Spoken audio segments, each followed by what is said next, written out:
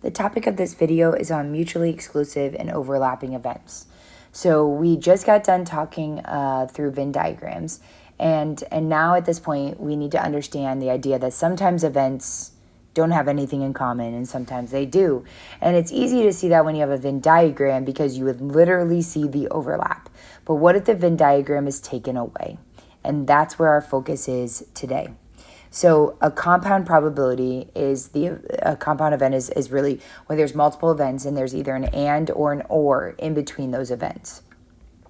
We're going to really focus on the or today, or in this video.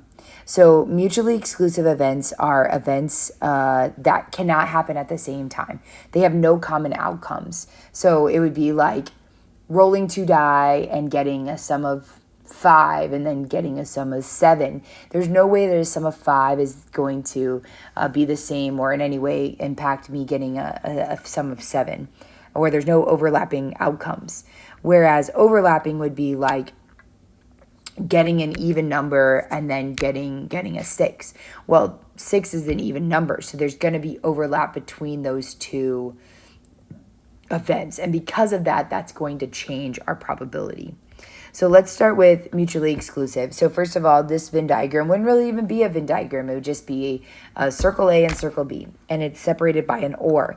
And when that happens, we add our probabilities because or means add. That's really important. So, for example, you can see from this probability here question, when we wanted the probability that a girl's favorite department store is Macy's or Nordstrom's, we went ahead and took the Macy's probability, and then we took the Nordstrom probability, and we got our total probability of that, right? Or not JCPenney would be adding the 4 others and getting the 0.9. If I wanted the sum of rolling a die, like for example, the sum of a 4 or a 5, well, if we look at that, the sum of a 4 is right here, the sum of a 5 is right here. So those two probabilities are seen here, right? This is from getting a 4 right here, and this is from getting a 5. And when I add those two, I get 736. So again, we're taking two things that really can't change. So we can see this with a deck of cards, and this really goes through how a deck of cards is created. So we want a queen or an ace. So if you think about a queen, there are 4 queens, and there are 4 aces, and they have nothing in common.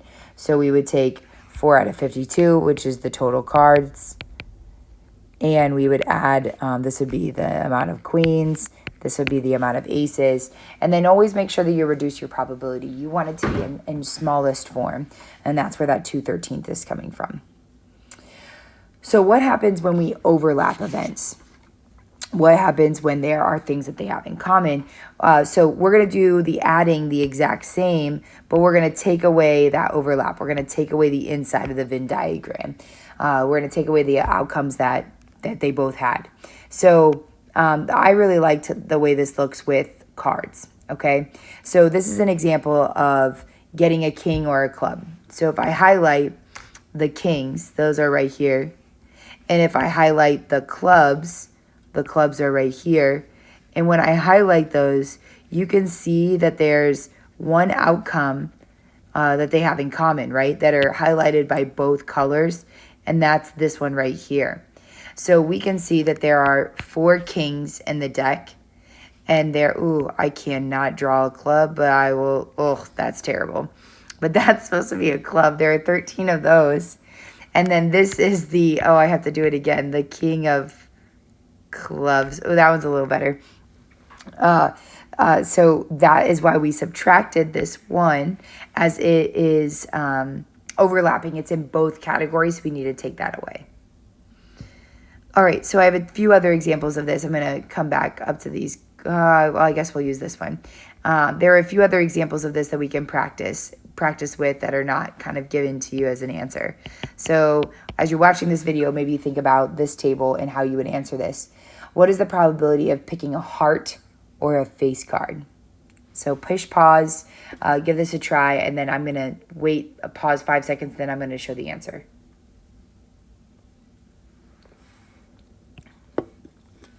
If I were to highlight all of the hearts, that's this category right here. which there are 13 out of 52 hearts. If I were then to highlight all of the face cards, those are down here, and there are 12 face cards in the deck. So I would add 12 face cards, yep, to the deck. And then you can see that there are 3 that got highlighted in both colors. So I'd have to take that away.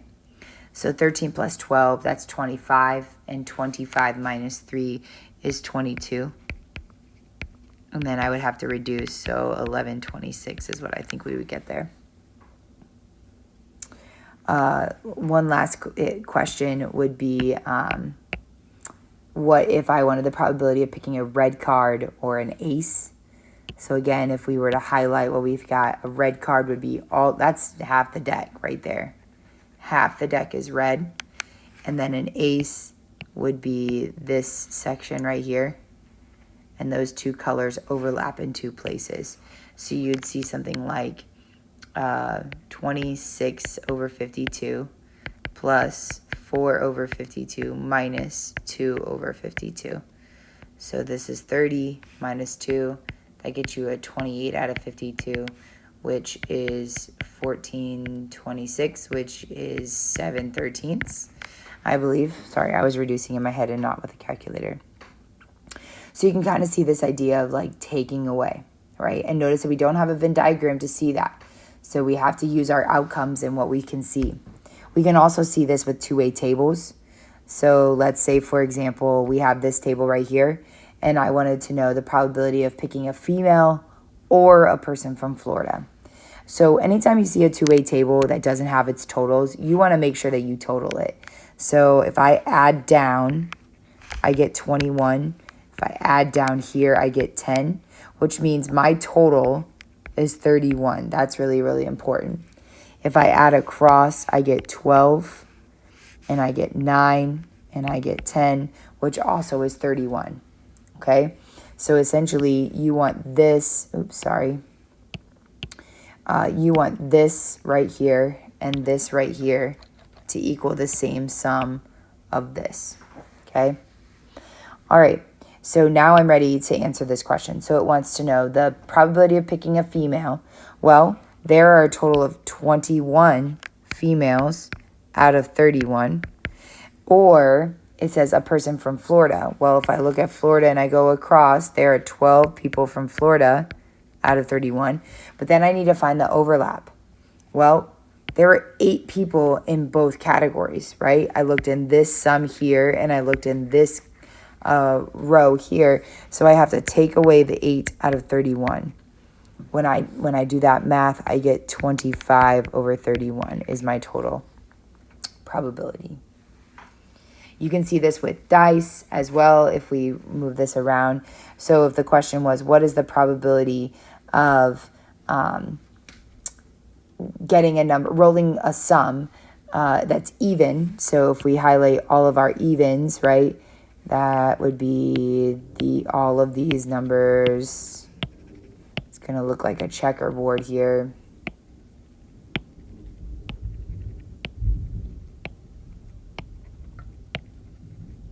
Okay, so those are all the evens. And then the second question says a number greater than 10. So that would be this area right here. So if I'm moving through, I've got definitely have 18 out of 36 are my evens. I've got 3 that are larger, and I had 1 overlapping right here in 12, which is why I took 1 away. That should lead me to something like 5 9ths. All right, so we then did some examples of this in class where you were asked to, determine if 2 events are exclusive or not, and then actually start going ahead and attempting to get this, right? So, like, for example, this idea of doubles. Well, doubles are, 2 1s, 2 2s, 2 3s, 2 4s, 2 5s, 2 6s, or a sum of 4. And when I get a sum of 4, I'm going here, here, and here. That's definitely an overlapping event, as I highlighted one of those outcomes in both colors. So originally this was a 6 out of 36, and then plus 3 out of 36, and then minus 1 out of 36, giving me 8 out of 36 originally, and then when I reduce, 4 out of 18, and then when I reduce again, because I am doing it in my head, 2/9. So as you kind of do this, if you've got the outcomes there, definitely start counting and looking at how many things overlap. If you have any questions at any point, please do not hesitate to reach out and ask. We are here to help.